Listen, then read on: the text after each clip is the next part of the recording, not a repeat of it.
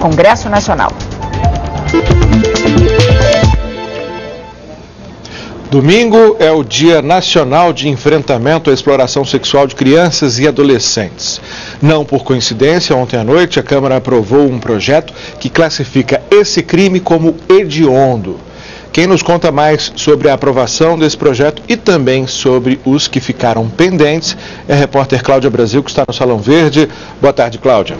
Boa tarde, Lincoln. Olha, a transformação do crime de exploração sexual de crianças e adolescentes em crime hediondo significa, na prática, que este passa a ser considerado pela lei um crime de extrema gravidade. E, por conta disso, quem praticar esse tipo de crime vai perder direito a situações como o pagamento de fiança e também a anistia. E mais, as penas para crime hediondo são também mais duras. Agora, há pouco, o vice-líder do PMDB, deputado Fábio Tradi, falou sobre a importância de se reconhecer em lei que o crime de exploração sexual de crianças e adolescentes é um crime hediondo.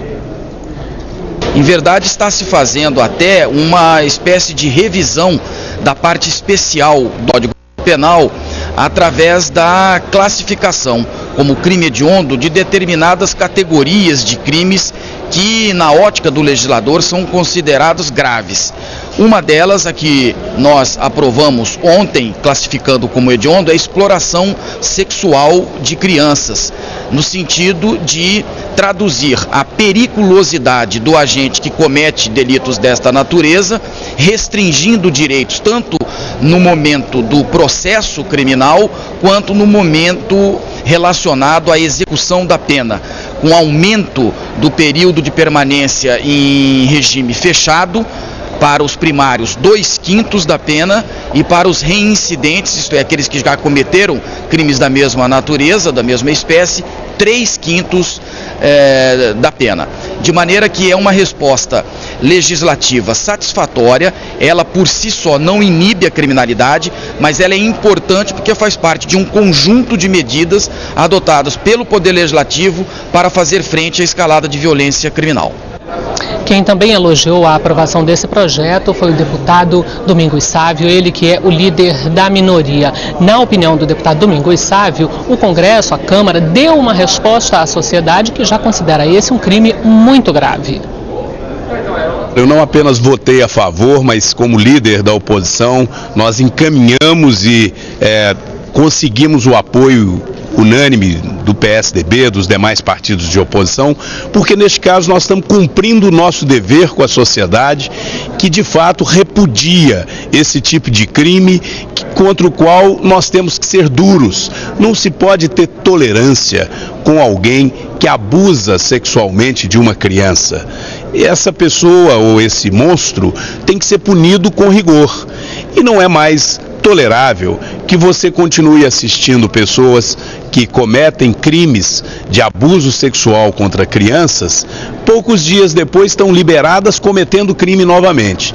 O crime hediondo, ele tem uma pena agravada. Ele, portanto, vai ter uma punição mais rigorosa, por um período maior, né, de reclusão para esse criminoso.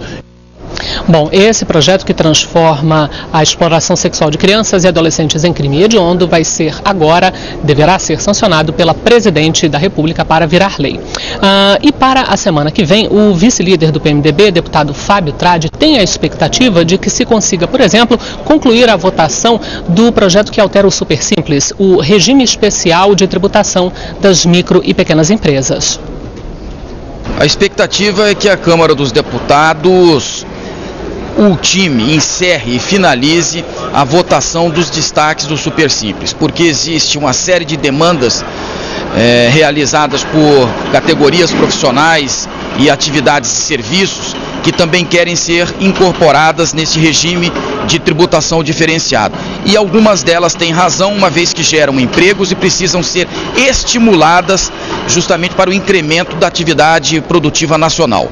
Em relação à medida provisória e à PEC dos cartórios, como não se chegou a um acordo no Colégio de Líderes e nos diversos segmentos ideológicos da Câmara dos Deputados, esperamos que nas próximas semanas possamos fazer com que o parlamento dê uma resposta definitiva para a sociedade através do julgamento em termos de voto da procedência ou não dessas duas proposições.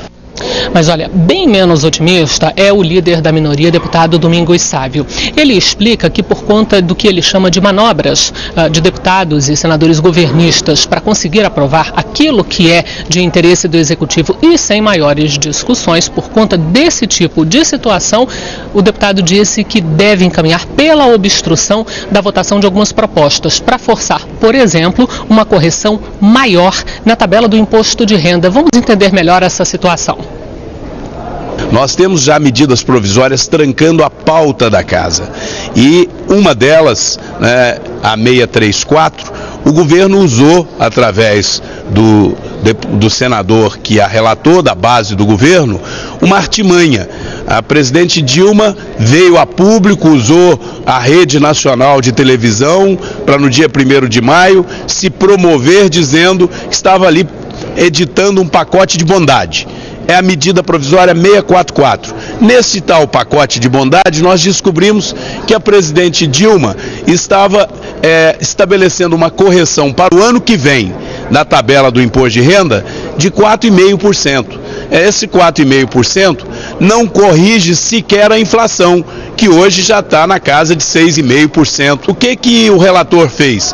Ele puxou essa medida 644 e colocou dentro do relatório da 634, para não deixar que nós, deputados da oposição, pudéssemos sequer fazer emendas à medida provisória, fazendo com que a oposição não tivesse sequer a oportunidade de discutir esta medida provisória do imposto de renda. Nós vamos obstruir até que o governo aceite negociar e fazer a correção correta, adequada da tabela do imposto de renda.